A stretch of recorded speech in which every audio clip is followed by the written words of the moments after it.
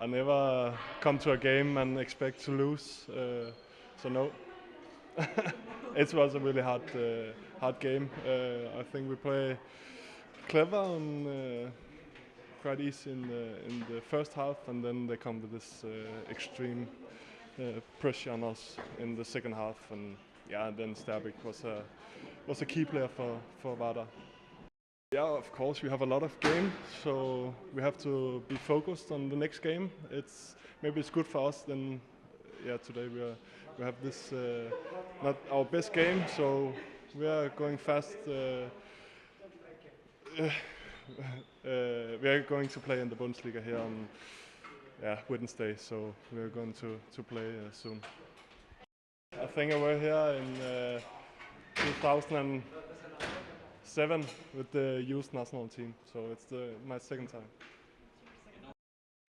I've seen them play in the TV, so I expect there was a lot of spectators on the side. So yeah, it's every time we see Vardar or Metalurg play, then they play for a lot of spectators, and they will make a good job, and it's hard for us to come here to play.